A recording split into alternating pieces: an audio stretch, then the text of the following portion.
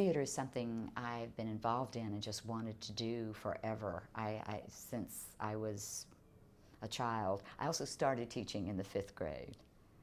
So we start things early in South Carolina. I had a classroom and a period that the principal of our elementary school gave me, and I started doing sort of plays and things with my little friends and relatives. So the practice, the doing of theater and the teaching of theater was always integrated in my head, and I've gone back and forth between them. I went right from undergrad school at the age of 21 into a master's program, and my goal was I'm going to teach theater. I was going to get a degree in theater and speech. And then I got distracted by auditioning at SETC. I got a job as an actress. So then I was acting, and that little break lasted 12 years. So it's this never-ending, seamless circle from library to classroom to page to stage, and our library classroom to stage, and back again. Then from stage, then what happens on the stage goes back into the classroom and ultimately might be written about, and then it's going to end up in the library. So that, I don't know how to separate all those things. Well, there are some. And the other thing about working in theater my whole life, and especially spending 12 years as an actress, I'm not terribly afraid by employment statistics. I mean, that is the first thing. There are no jobs. Well, there are no jobs, and there are a million people who want every job that there is.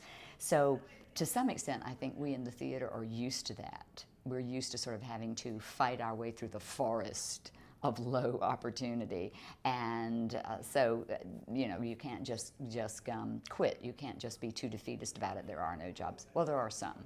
I have a multi-pronged approach to that. And first of all, anybody in theater should be an advocate for theater. So that's part of the educational plan for undergrads, for grads, for all those non-majors that we teach. So we're building employment opportunities, hopefully, at the end of the day, that we are creating advocacy for the theater. We are creating educated and appreciative consumers of theater as well as producers of theater.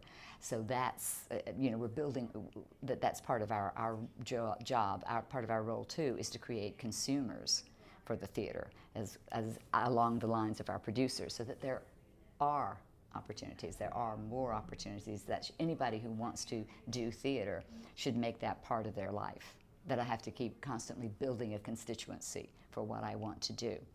And then there is simply being as competitive as possible for what the jobs that are there, to make sure that we are creating resumes and CVs with students that are broad and special, so that you have the specialization, you have that thing that makes you unique, and which I try to encourage in my students, that there is, you bring something to the table. You do not just teach the course the way I teach it, or the way my faculty mentors taught it, but you create your own thing, and you develop a very special, unique career path for yourself, and at the same time that you acquire the kinds of skills that might be broadly used, and that you can do the intro course, and you can do the all those, you can teach acting, you can teach the kind of the usual suspect courses, but that you also bring something quite fresh and new to the table, and that you are triple threat.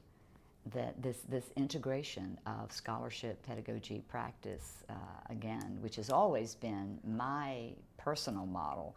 And I was lucky enough to get a job in an institution who also adopted that as a model. The Artist Scholar is what we've always tried to educate at the University of Missouri in undergrad and grad program. So that I think that's a model more and more institutions will be adopting, or more and more individuals, and that is a good one, that you have an artistic specialization, you have a research specialization or two, and you have your teaching specializations.